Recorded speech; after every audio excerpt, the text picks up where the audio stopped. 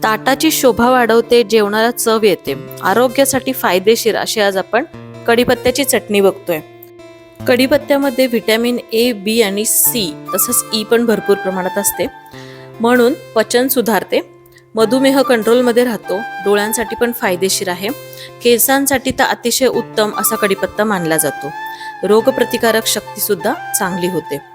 तर आपण कढीपत्त्याची चटणी बघताना इथं 2 ते 2.5 वाटी कढीपत्त्याच्या पानांचा वापर करतोय।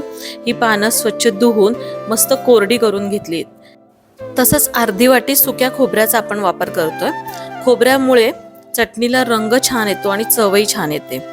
खोबरे हे केसांना ओलावा आणि चमकही देते। तर खोबरं आपण किसून घेतले। एका छान पॅनचा वापर करते, म्हणजे काहीही साहित्य आपलं करपणार नाही। यामध्ये किसलेलं खोबरं काढून घेतले आणि ते आपल्याला मस्त सोनेरी रंगावरती चांगलं भाजून घ्यायचंय।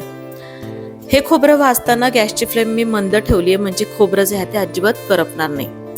इथे खोबरं आपण एका ताटात काढून घेतलंय। त्याच पॅन मध्ये अगदी अर्धी पळी मी इथं तेल घेतेय आणि या तेलावरती आपल्याला 1 वाटीभर जवळजवळ इथे आपण शेंगदाणे वापरतोय। अर्धी पळी तेल म्हणजे पोहे खायचे 2 ते 3 चमचे तेल आपण इथं वापरायचंय, जास्त तेल वापरू नका। तळलेले शेंगदाणे मी ताटामध्ये काढून घेतेय। परत त्याच उरलेल्या तेलामध्ये 3 चमचे उडीद डाळ घेतलीय। ही पण छान तेलामध्ये आपण परतून घेऊया आणि ती पण आपण बाजूला काढून घेतोय। साहित्य सगळं मी एकाच ताटामध्ये काढून घेतेय। आता यामध्ये मी 2 ते 3 चमचे तीळ घेतलेत, पांढरे तीळ, अर्धा चमचा फक्त जिरं वापरतेय, 2 चमचे अख्खे धने घेतलेत आणि 7 ते 8 लसणाच्या कुड्या घेतलेल्या आहेत। अगदी अर्ध्या मिनिटासाठी हे सगळं मी तेलामधनं हलवून घेतलंय आणि बाजूला काढून घेतलंय।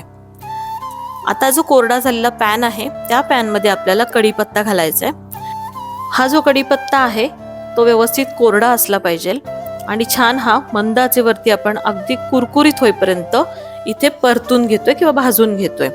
हाताने बघितलं तर लक्षात येईल काही मिनिटातच हा छान कुरकुरीत झालाय। जर कुरकुरीत झाला तरच ही चटणी जी आहे ती टिकायला चांगली टिकते। या कढीपत्त्यामध्ये अजिबात ओलावा राहायला नकोय। आता सगळं साहित्य जे आहे ते पूर्ण थंड करायचंय आणि मग थंड झाल्यानंतर आपल्याला मिक्सरच्या जारमध्ये काढून घ्यायचंय। आता यामध्ये मीठ घातलंय चवीनुसार, आवडीनुसार आपल्याला लाल तिखट वापरायचंय आणि आवडत असेल तर इथं चिंचेचा वापर करायचा आहे। जर तिखट चटणी आवडत असेल तर चिंच घालू नका। मिक्सर आपल्याला बंद चालू असा करून आपल्याला इथे छान ही चटणी बारीक करून घ्यायची आहे। आता ही बारीक झालेली चटणी ताटामध्ये प्रथम काढून घेतेय, कारण मिक्सर जारमध्ये थोडी का होईना ती गरम होते। तर ती चटणी आपल्याला प्रॉपर थंड करायची आणि मगच आपण काचेच्या जारमध्ये किंवा कोणत्याही डब्यामध्ये आपण ती स्टोअर करू शकतो। सर्व साहित्य जर प्रॉपर भाजले गेलेत तर ही चटणी व्यवस्थित 2 महिने आरामात टिकते। आता या चटणीचे गुणधर्म मी तुम्हाला सांगितलेत, तर रोजच्या आहारामध्ये आपल्याला या चटणीचं सेवन करायचंय। चॅनलवरती नवीन असाल तर सबस्क्राईब करा आणि इन्स्टा पेज पण फॉलो करा। भेटूया नवीन रेसिपी सोबत। धन्यवाद।